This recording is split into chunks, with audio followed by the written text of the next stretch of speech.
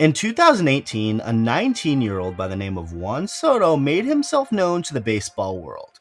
Well, kinda. He had an incredible rookie season and 116 games played, but some of that may have been overshadowed by his star teammate Bryce Harper being in his walk year. The All-Star game was right there in the nation's capital that season, and Harper was the talk of the town, and of all of baseball, really, for not just that weekend, but the entire season. Especially as the year came to a close, the Nationals missed out on the postseason, and Harper became a free agent for the first time in his career. It didn't happen that quickly, but Harper eventually signed a massive contract. Not to return to DC, but to go to Philadelphia and become a Philly for 13 years. And off he went, as the Nats just lost one of the biggest names in the game and someone who could have very well helped them win a championship. He was their franchise player.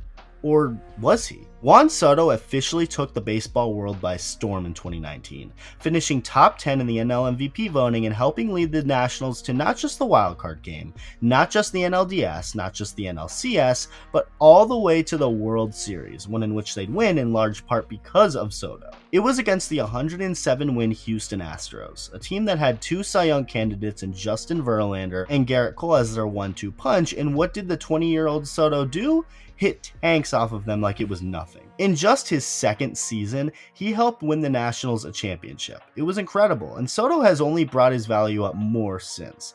He had a fantastic shortened 2020 season, another great year in 2021, and that's when the offers started to come in. Before the MLB lockout before the 2022 season, Juan Soto rejected a massive contract offer from the Washington Nationals front office, one that consisted of $350 million over the course of 13 seasons. To compare that to Bryce Harper, he got $330 million over the same amount of years. That's a little over $1.5 million more per year for Soto if he took that deal. But he chose to turn it down, which was a pretty wise move to do because he'd end up getting an even better offer once the lockout ended. Jesse Dougherty, Nats writer for the Washington Post, recently reported that according to 3 people with knowledge of the situation, the Nationals made an even bigger offer to Soto earlier this season, one that was reported to be around $425 million, an offer that Soto turned down again. If you're a National and you're upset about this, thank Scott Boras, Soto's agent,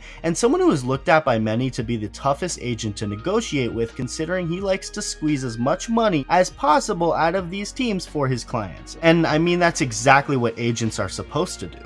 Boras is really good at his job, and people hate him for it. But it is what it is, and part of that job is to get a guy like Juan Soto a record-breaking deal. Soto himself did say that he is open to further discussion on a contract with the Nationals, even saying that they can contact Boras every day if they want to. But that's it, just Boras, as Soto doesn't want to be involved with the negotiations, saying so himself, talking about how they are talking to his agent and he has nothing to do with it and just wants to play baseball. And when asked if he has no role in the negotiations, Soto would go on to say that he does and will be making decisions at the end of the day, but that they have to negotiate with Scott. Quote, "For the most part, I want to be far from it because I want to concentrate on the game and not see my performance go down. I really just want to concentrate on baseball." End quote. As far as Soto goes this season, you could say it's been a quote-unquote down year for him. Soto's batting average has dipped way down this year and is currently below .230 at the time of this video being made. But he also leads all of baseball in walks and has a solid OPS. Not necessarily one we'd expect from a guy who might make $425 million, but he's still been solid, with Soto himself saying that he's starting to feel better with his swing and timing and that he will be better soon.